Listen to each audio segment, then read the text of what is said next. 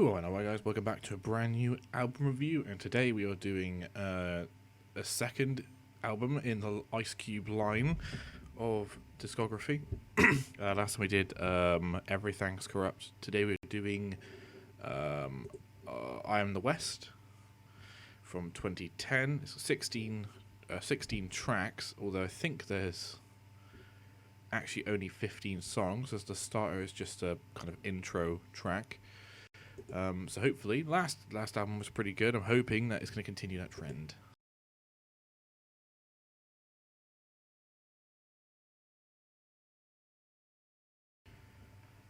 And that was Soul on Ice, which was not a great starting track, to be honest. It was,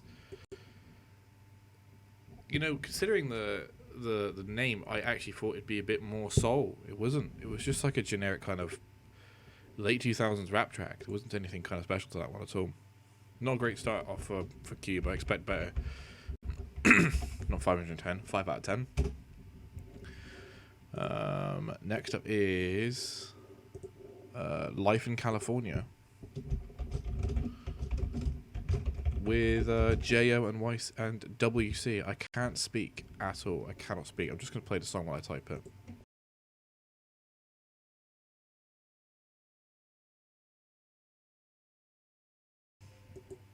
And that was Life in California featuring J.O. and WC. And again, just not great. Like, it was just quite average. Which is unfortunate because I do like Cube. I love Cube. One of my favourites. And just at the moment, this album is really not gripping me at all.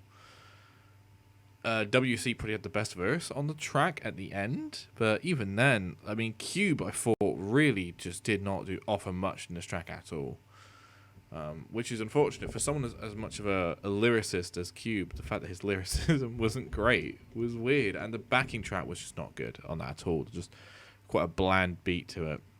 5 out of 10 for that one. Another 5. Next up is, oh my god, such a long name. She Couldn't Make It on Her Own featuring OMG and Doughboy.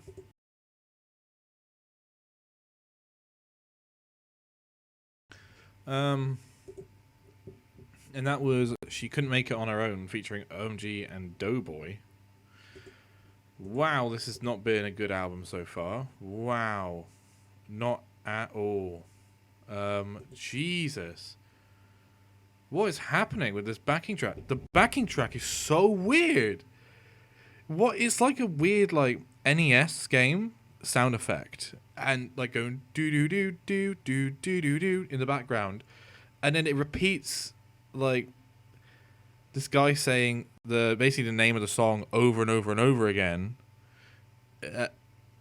on the chorus, and it's one of the most weird and annoying songs I've ever listened to.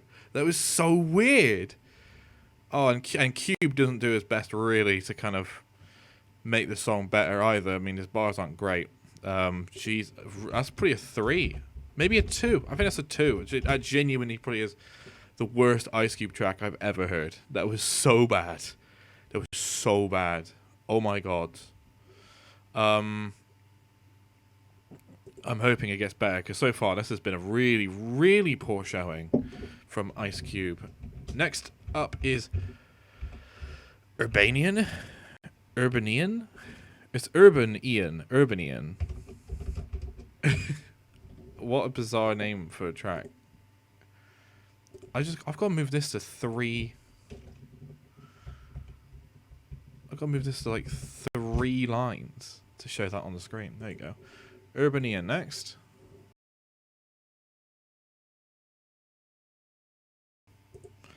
That was Urbanian, whatever it's called. I don't know how to say that word. It's another weird backing track. Strange, like, video gamey sound effects. It does remind me of this era. Certainly, like, late 2000s, early 2010s kind of era. Not in a good way. Not in a good way at all. This track was bad. This is a 4. Really poor. Probably Ice Cube's best verses so far on the album, but just kind of pulled down by a horrific backing track. And oh god, we have more. We have more from Ice Cube here with 4 features. 4 features. Now, if I remember, WC's from... Is WC from West Side Connection? If I remember correctly. They appear to be on this album multiple times. They had the best verse. They had the best verses on their previous track. So, but we got Y'all Know How I Am featuring OMG, Doughboy, WC, and Melee. 4 features.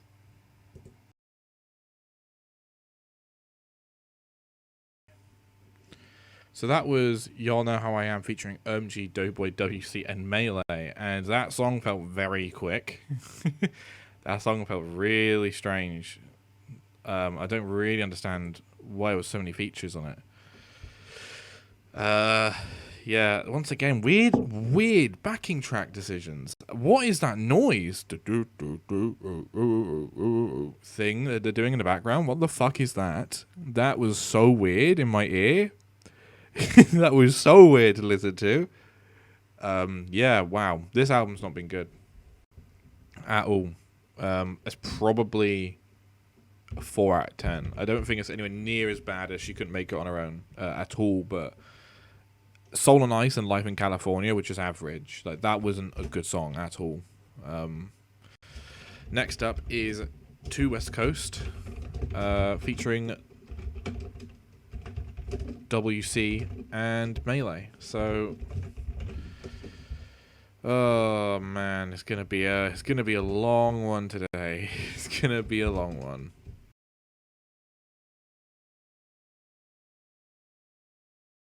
And that was Two West Coast, and better, an improvement on what we've had so far. It's definitely an improvement. Whether or not it was enough, I think it was fine. I thought WC and Melee had actually decent verses on that track. I thought Cube was kind of phoned in a little bit, didn't quite give what he has. The thing with Cube is that what you expect when he raps, you kind of get this... he comes across quite aggressive, and that kind of suits his style. When he phones it in, you don't get that kind of aggressive tone to his rap style. And this album so far, he hasn't really had that kind of coming through, and that's unfortunate. But that's probably a 5. I think that's a 5. At the very least, we seem to hopefully be through the worst of it. Next up is I Rep That West, which I think is the biggest song on this album, and I'm hoping that we're going to get a good track, or at very least something 6 or above so far. Hopefully this is it.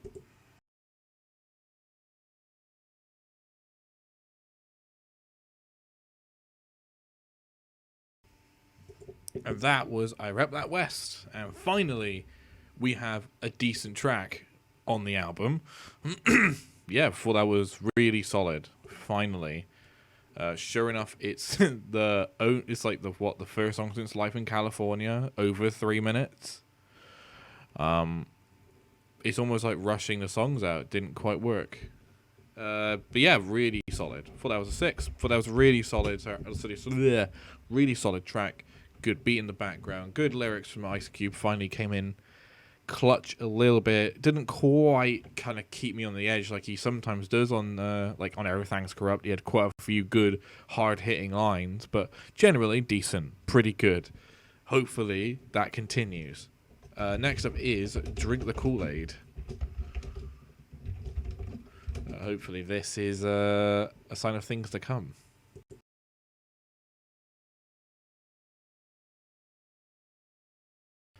And that was Drink the Kool-Aid, and yeah, kind of back to kind of average again. It wasn't bad, at least. That's one thing I can say. It wasn't bad, but just bland. There wasn't really anything to it. Just okay lines. Like Cube was kind of there, but not really. The beat was really underbaked feeling. Like it felt like a kind of beat you'd play in the studio before you'd fully produced it just so like they can get the lines done, but they just didn't. They just didn't. There was nothing there. Like it's, yeah, unfortunate. Next up is No Country for Young Men. This so far has been a quite disappointing album. The fact I have not had a single 8 yet is really unfortunate.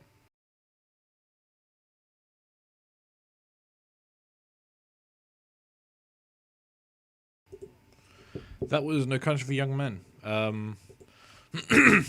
Yeah, it was fine. Fine track. Nothing special though. It was fine. It had some good bars. It kind of felt like it was just a freestyle. Yeah, I thought it was fine. Thought it was a 5 out of 10. Thought it was a solid track, but nothing that really stood out. I think the best bit was the beat to it, to be quite honest. Thought that was pretty good. Next is It Is What It Is. We're getting near the end now.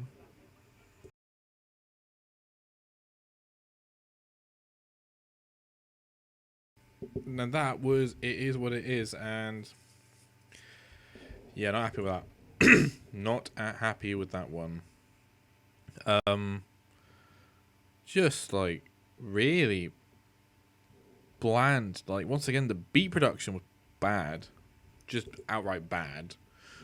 And Cube just didn't quite do enough. I think that's gone down for 4 again. I feel like come back down. We're getting worse again.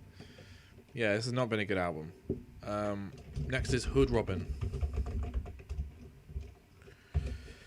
Oh dear.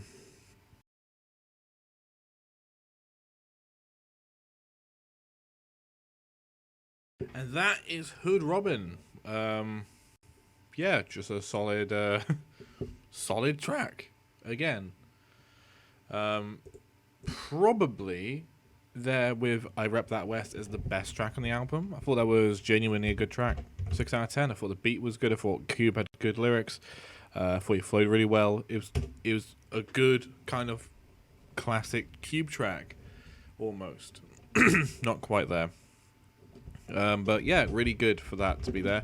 Shame it had to be track 12 to finally get something like that there. But, you know, that's fine by me. Next up is track 13, Your Money or Your Life.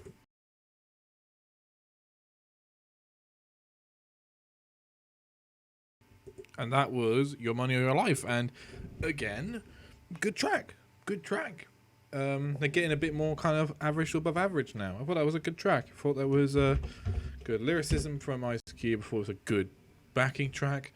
I thought the repetition, though, was a bit annoying in the background, but that was fine. I think there's always going to be some kind of issue with each track. But that's fine by me. But yeah, we're kind of getting close to maybe getting a 7 out of 10 near the end of the album, which is good. Next is Nothing Like LA. Third to last track. Fingers crossed we're going to get something good.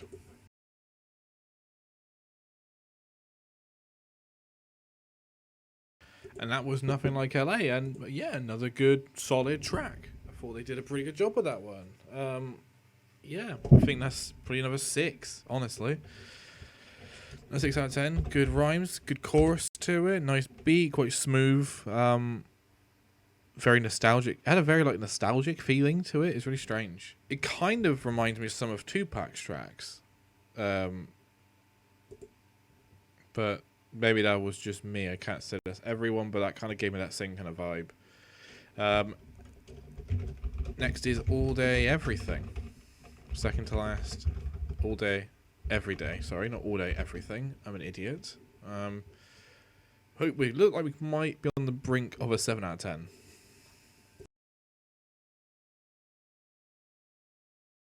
And that was All Day Every Day, which was fine. Nothing really to note with that one, to be honest. It was just quite an average track. Quite forgettable. Which is unfortunate, because we were getting somewhere with this album. I think near the end of it, I felt like it kind of had a direction they were going in that was going to lead to getting better and better. But we're now on the last track, and we've had a bit of an average one at the end. So, last but not least is Fat Cat. I am begging we're going to get something good out of this track.